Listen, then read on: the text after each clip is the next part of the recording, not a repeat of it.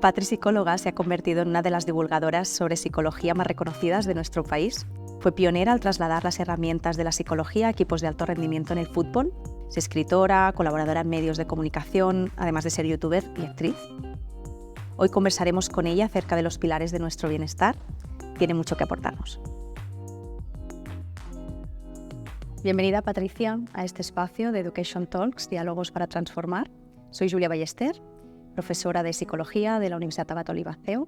Es un placer poder estar hoy conversando contigo y estoy segura de que las personas que nos estén viendo van a disfrutar tanto como yo. Muchísimas gracias por esta invitación, Julia. Es un placer. Doy las gracias también a la universidad, con la que además he tenido el placer de colaborar años atrás en otras acciones. Y aquí estamos para divulgar lo que es mi pasión y hacer llegar a tantas personas herramientas para que tengan bienestar emocional. ¿Tú por qué escogiste la carrera de psicología?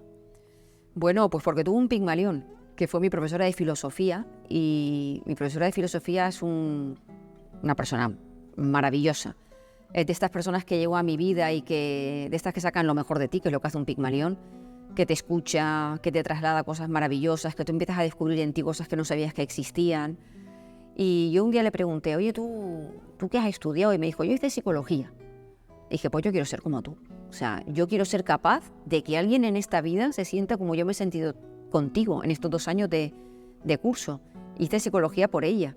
Y en esa época yo ya empecé a leerme pues también a Jung, a Freud, a Adler. Me gustaba muchísimo el psicoanálisis, luego me dejó de gustar, pero en ese momento me atraía muchísimo y ya no tenía otra cosa en la cabeza. Cuando en mi casa dije que quería ser psicóloga, a mi madre casi le da un patatús, porque mi madre es abogado, yo tenía que ser abogado por encima de todo, que me iba a morir de hambre, que dónde iba, pero claro, como soy terca como una mula, y ahí me metí y bueno, pues muy agradecida de haber sido tan terca, porque he tenido y tengo una profesión maravillosa de la o sea, yo tengo una bendición de profesión. Disfruto muchísimo. Decíamos antes entre bambalinas, ¿no? Hablábamos del mundo tan exigente en el que vivimos, ¿no? Con sus prisas, la competitividad, el perfeccionismo, ¿no? Y un largo etcétera que podríamos poner. Y son cosas que provocan en nosotros un ritmo frenético, ¿no? Tanto físico como mental. Patricia, ¿cómo podemos vivir con serenidad? Bueno, lo primero es darnos cuenta de que de verdad vivimos en este síndrome de la vida ocupada, en el que queremos hacer muchísimas cosas en un día que tiene 24 horas y que no caben actividades para 36. Entonces, lo primero es asumir que estamos viviendo a un ritmo que no corresponde con la naturaleza de nuestra mente ni de nuestro físico y que estamos forzando. Antes que decidir qué tenemos que hacer, yo que vengo de la clínica, creo que lo importante es hacer una buena evaluación, porque no es lo mismo los estresores que puede tener una persona que cuida de su madre con Alzheimer que los estresores que tiene otra persona con un jefe tirano y dominante, que otra persona que puede estar sujeta a la aprobación y la necesidad de aprobación en redes sociales de esos likes, ¿no? Entonces, en función de los estresores de cada persona, tendremos que realizar un plan de actuación. Y yo creo que la psicología ahí tiene muchísimas herramientas para enseñar a la gente a tener una mayor calidad de vida y a vivir con más serenidad. Dentro de ese vivir con serenidad sí que hay un fondo de armario que puede servirnos a cualquier persona, independientemente de que alguien presente un trastorno de ansiedad o no lo presente. Yo creo que todas aquellas actividades relacionadas con la generación de neurotransmisores, relacionados con la calma y con el bienestar, tendrían que ser prácticas habituales en nuestra vida. Empecemos por la calidad del sueño y el descanso. Si infravaloramos la importancia del sueño y le robamos horas al sueño, pues seguramente no conseguiremos que se rellenen nuestros neurotransmisores, que funcionen bien nuestras funciones cognitivas o que funcione bien nuestro sistema inmunológico o nuestro sistema endocrino. Necesitamos dormir y descansar. Es importante también la práctica diaria de meditación, y no me refiero solamente a una meditación guiada en la que una persona se siente un rato al día a meditar, que ojalá, sino a que realmente durante el día tengamos una serie de actividades en las que podamos dedicar nuestra atención a una sola cosa. Y ahora mucha gente se preguntará, ¿y por qué es tan importante ahora meditar? Bueno, pues porque hace 30 años además de que la meditación no tenía respaldo científico, que ahora lo tiene, tampoco teníamos este nivel acelerado de vida ni tantos distractores como tenemos ahora con la tecnología. Estos distractores tecnológicos de sonidos, incentivos, refuerzos inmediatos, refuerzos intermitentes, noticias, nos lleva a estar todo el día saltando con la atención de un lugar a otro, y hoy sabemos que la estructura del cerebro relacionada con la atención y la concentración se está dañando. Y si no realizamos algún tipo de meditación formal o informal, no podremos recuperar la capacidad para estar atentos a una sola cosa. En ese fondo de armario, para prevenir esta vida tan ocupada o para tener más serenidad, hay que meter de manera innegociable la práctica de actividad física. Y esto no es caminar media hora al día. Aquí hay que incluir trabajo de fuerza y trabajo aeróbico, porque hoy sabemos que el trabajo de fuerza genera neurogénesis, la creación de nuevas neuronas a partir de una célula madre. Hace que el cerebro se ramifique y que podamos prevenir el deterioro cognitivo. Y que incluso en poblaciones de 70, 80 años con deterioro cognitivo leve se pueda frenar. Y en ese fondo de armario pues yo incluiría también intentar tener una buena red social, un grupo de amigos con el que poder hablar, con el que poder compartir nuestra privacidad, nuestra intimidad, el derecho al descanso y a la desconexión, poder estar sin hacer nada sin que uno se sienta culpable, y aprender a manejar nuestros pensamientos, porque son la mayoría de las veces los que anticipan los miedos, esa ansiedad anticipatoria que nos lleva a sufrir a veces sin tener motivo. Relacionado con esto que decías, ¿no? En psicología sabemos del poder de la palabra, y algunas veces, ¿no?, te he escuchado decir cuidemos nuestro vocabulario para que no nos contamine. ¿Cómo podemos hablar y hablarnos para cuidarnos?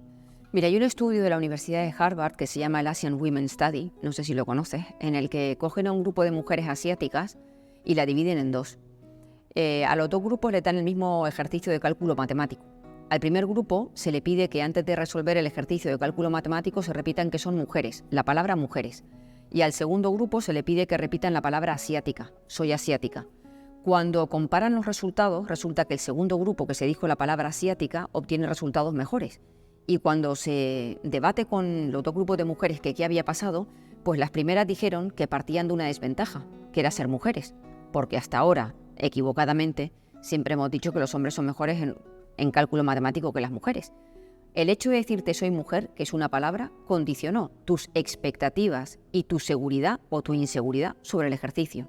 En cambio, el segundo grupo que se dijo soy asiática, lo condicionó para bien, con expectativas positivas, porque la raza asiática suele ser superior a las demás razas en cálculo matemática. Entonces el segundo grupo dijo que partía de una ventaja, ¿no? Es que como somos asiáticas somos mejores. Una sola palabra, porque los dos grupos eran mujeres y asiáticas. Entonces las palabras que nosotros utilizamos para relacionarnos con nosotros mismos y con los demás, y cuando digo palabras hablo de pensamiento, porque el lenguaje es pensamiento verbalizado. El vocabulario que utilizamos para expresarnos y para pensar condiciona nuestras emociones. En esta famosa tríada psicológica que es pensamiento, emoción y conducta, pues sabemos que nuestra manera de pensar y nuestra manera de hablar está condicionando nuestra seguridad, la ansiedad, la motivación, nuestra serenidad. Entonces tenemos que tener mucho cuidado con la manera en cómo nos hablamos y la manera en cómo pensamos. O si estoy todo el día verbalizando, venga, vamos, que tenemos prisa, venga, pero corre, que no llegamos, pues ¿cómo no voy a tener ansiedad? Si mi cerebro no hace más que escuchar, corre, venga, prisa, y lo que piensa es que ahí hay un fuego que tiene que apagar. Entonces tenemos que tomar conciencia de la manera en cómo nos hablamos y por lo menos hacer algún ejercicio para ayudarnos a cambiar el vocabulario. Expresiones como deja que las cosas fluyan, Patri camina con serenidad, exprésate tranquila, esto está bien, estás preparada para hacerlo. Si aprendemos a hablarnos en esos términos, pues yo no te digo que eso nos vaya a quitar la ansiedad, ni mucho menos, porque la ansiedad depende de muchísimas cosas muy importantes, pero sí que va a condicionar mi estado de ánimo, por supuesto. Por tanto, entiendo que se trata de parar, de tomar las riendas, ¿no?, de nuestra vida. En este caso, ¿podríamos hablar aquí del concepto de autoliderazgo? Hombre, yo creo que claro que podemos liderar nuestra vida. Para mí, liderar mi vida pasa por poder elegir y poder tomar decisiones desde mi propia elección. Y yo creo que para eso tenemos que plantearnos las personas cuál es nuestra escala de valores. Porque no nos vamos a equivocar si en esta vida elegimos en función de nuestra escala de valores. pero dedicamos mucho tiempo a una carrera profesional, a hacer un máster, a hacer un segundo máster, a aprender inglés, pero no nos dedicamos a decir, espérate, ¿cuáles son los valores que quiero honrar en mi vida? Porque los valores son la guía, es aquello que nos da sentido y es aquello que nos va a decir en un momento determinado, Patri, te estás pasando o tienes que cambiar un poco el rumbo. Entonces, para mí liderar mi vida es ser coherente con mi escala de valores. Y para mí es el éxito también, ¿no? Que es el éxito es ser coherente con una escala de valores y saber que cada decisión que yo tome en mi vida tiene que venir precedida por conocer esos valores y saber hacia dónde me encamino. Y en cuanto al liderazgo, yo no entiendo el liderazgo como algo en lo que uno tenga que tener, sobre todo, actitud y en lo que uno tenga que estar compitiendo todo el día. Me parece que es horroroso. Yo creo en el liderazgo que viene del servicio a los demás, lo que llaman el servant leadership, que es ese liderazgo que pone mis conocimientos o mis habilidades al servicio de otras personas porque vivimos en una comunidad.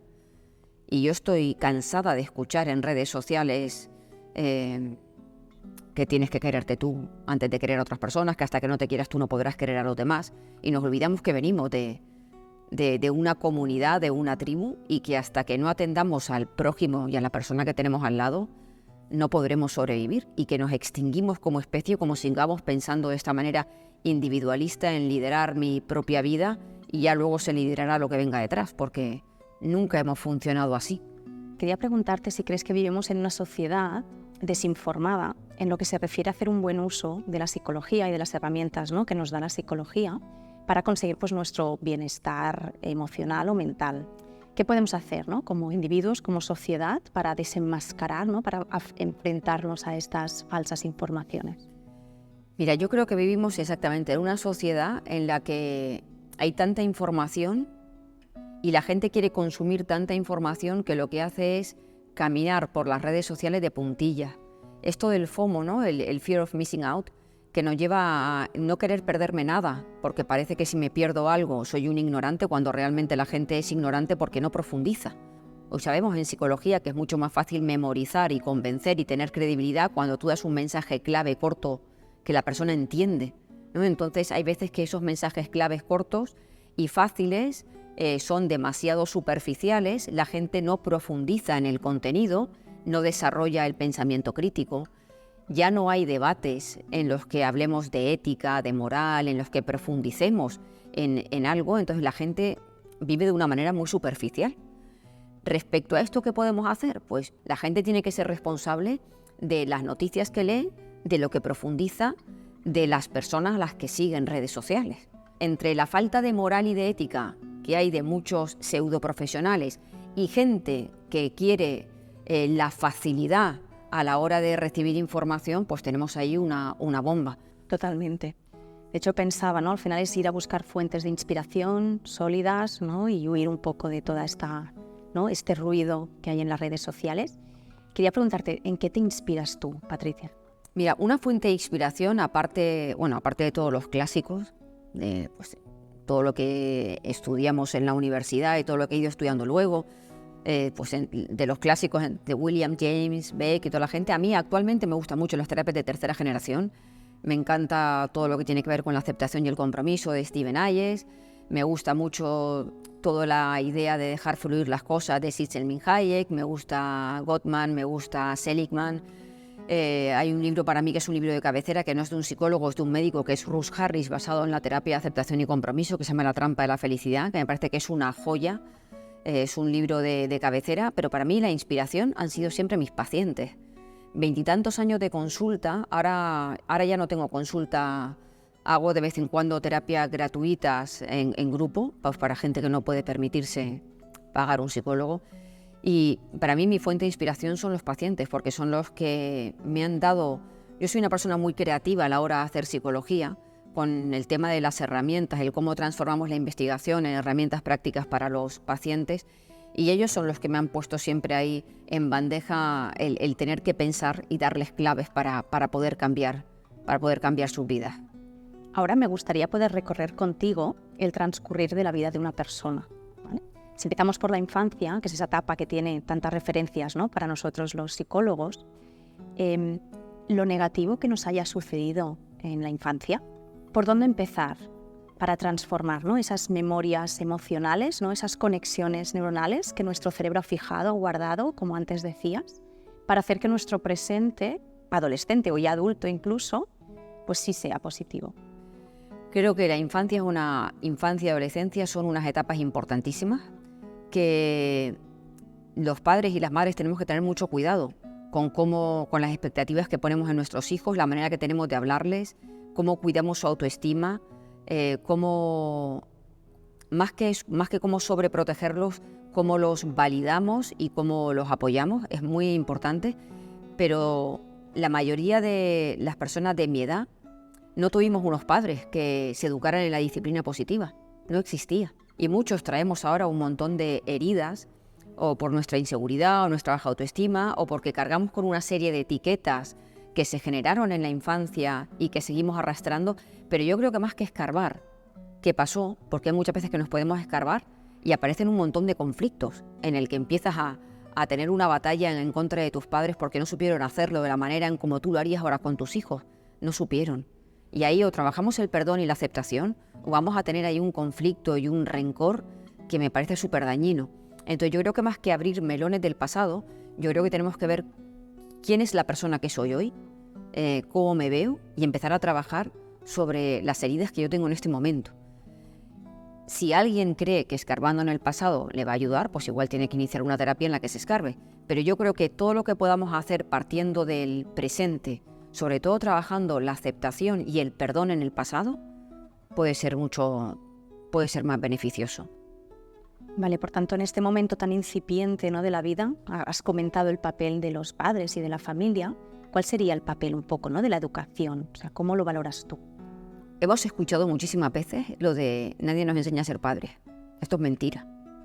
Hay tanta información para ser un buen padre o una buena madre que si alguien no se instruye es porque no quiere. Yo sé que muchos padres y muchas madres van sin tiempo y que pararse a pensar cómo tendría que responder en este momento en lugar de gritar requiere de un esfuerzo, pero es que hay que hacerlo. Mi libro favorito es El Principito, y ese capítulo en el que el zorro le dice al principito que quiere que lo domestique y que una vez que lo domestique cada uno tendrán ese vínculo, pues nosotros estamos domesticando a nuestros hijos y lo que hagamos le va a dejar una huella de por vida. Entonces es muy importante saber que nuestros hijos van a ser el reflejo de muchas cosas que nosotros les vamos a enseñar y que les vamos a trasladar, y que educar es dejar una huella de amor. Está claro que nuestros hijos van a tener otra fuente de influencia, sus profesores, entrenadores, sus iguales, los abuelos, los tíos, los primos, pero nosotros somos una fuente muy importante. Entonces merece la pena dedicarle tiempo. Y seguro que todo esto puede ayudar mucho en la etapa adolescente, ¿no?, que es ese momento vital tan bonito por un lado, porque como padres vemos cómo nuestros hijos interaccionan con el mundo, ¿no?, sin nosotros, pero también nuestra relación con ellos se vuelve compleja, ¿no?, por otro lado. Entonces, ¿qué orientaciones, ¿no?, qué podrías decirnos? ¿Cómo podremos lograr mantener una mejor relación y una mejor comunicación con nuestros hijos adolescentes? Mira, he escuchado tantas veces a los padres anticipar que ahora viene lo peor, que dije, bueno, pues esto hay que hacer una obra de teatro. Por eso hicimos el Entiéndeme tú a mí. El Entiéndeme tú a mí es una obra de teatro en la que hay 4 jóvenes adultos que hablan de la adolescencia, de sus miedos, de cómo las expectativas inadecuadas o exigentes de sus padres les condicionan la seguridad. Y hablamos de todo esto. Yo creo que la relación con nuestros hijos adolescentes puede ser maravillosa. Lo primero es cambiar las expectativas. ¿Por qué estás esperando algo negativo de esta situación? Entonces, yo creo que somos los padres, somos los adultos, y tenemos que tratar de poner esa distancia emocional.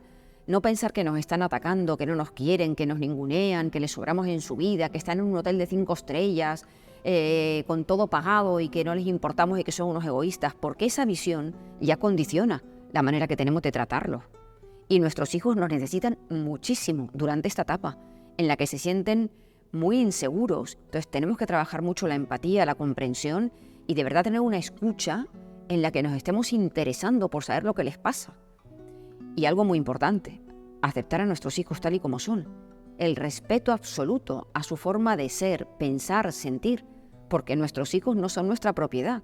Nuestros hijos tienen que elegir la pareja que a ellos les guste, tienen que elegir su estilo de vida, su salida profesional, ya sea un estudio universitario o una formación profesional.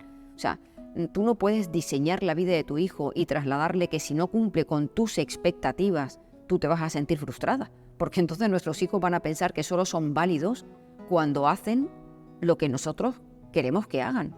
Y eso lo trasladarán a otras relaciones. Y cuando tengan una pareja se comportarán como la pareja quiera con tal de no perder su cariño, porque en casa le enseñaron que reciben amor y afecto cuando son obedientes y hacen lo que se les dice.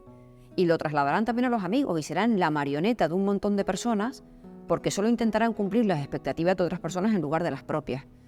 Entonces, cuidado, porque esta etapa es muy compleja y creo que podemos ser de muchísima ayuda si trabajamos esa aceptación, ese respeto y ese no juzgar y escuchar con mucha atención.